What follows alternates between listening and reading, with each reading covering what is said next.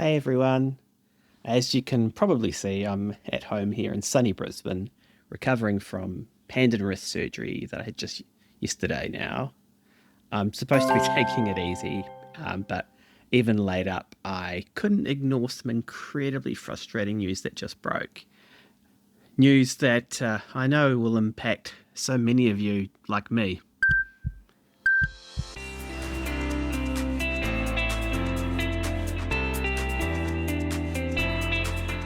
This week, in fact, yesterday, iHerb suspended all melatonin sales in Australia.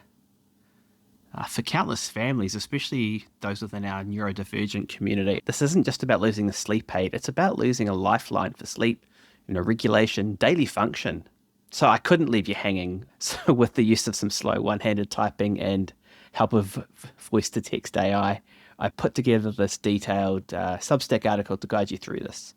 And no, there's no paywall because this information really needs to be accessible to everyone. Okay, that's really important. In that article, and what I want to quickly break down for you now, are the absolute essentials that you need to know. What happened? iHerb stopped sales due to reports of accidental melatonin ingestions by children. But here's the thing. Whilst any accidental ingestion is serious, the data shows that almost all the cases were minor and accidental and not due to misuse by families who follow the clinical guidance. They monitored kids over about 10 years and had a very small rate of hospitalisation and only 2 deaths. These were mainly due to melatonin gummies, which can look like lollies to some kids, especially younger kids. So this blanket ban punishes responsible users, really. And secondly, why is this vital for neurodivergent kids? So for many of us with children with ADHD or autism, or even adults, melatonin isn't just about better sleep.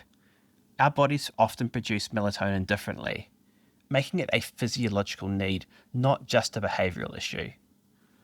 It's an essential support. It's not an optional extra. And thirdly, Australia has outdated rules. Melatonin is currently prescription only for most people here, unlike many other countries. This forces families to jump through hoops, pay significant out-of-pocket costs, and creates a massive barrier that just isn't necessary. It's outdated, guys. Let's get up to date. And fourth, your options right now. The good news is you're not completely stuck. My article provides direct links to where you can get it. You can still go to your GP or paediatrician for a prescription. There are telehealth services that you can get an Australian prescription from anywhere in the country. I've also included a link to an alternative online seller. You want to look for a trusted brand such as Natural, which many of us rely on. Just make sure you're always following your doctor's advice though, and the Australian rules, of course. And finally, a crucial point about the NDIS, which many of you might be thinking about. Many of you might be thinking, shouldn't the NDIS cover this if it's not on PBS? And it's a very fair question and one that I want the answer to. But unfortunately, the NDIS cannot fund medication because legally it's classed as a health support, which is the responsibility of the health system, not the disability system. So this gap means that the cost falls squarely on families. It really falls in the gap between the PBS and the NDIS. And if neither of them are going to fund it, then we have to pay for it. It just really disadvantages kids from low-income households who are more likely to have neurodiversity as well. It's not fair. So, yes, this isn't just about inconvenience. It's about health equity. The financial burden for a private script and a month's supply can be over $100, and that's just not affordable for most families. And compare this to just $20 to $30 for a 3-month supply from some online retailers, okay? As I said, this unfairly impacts low-income families who rely on this essential support. We need a more sensible and compassionate response. My Substack article, The Melatonin Lockout, A Paediatrician's Guide to Regaining Access for Australian Families, has all the details you need.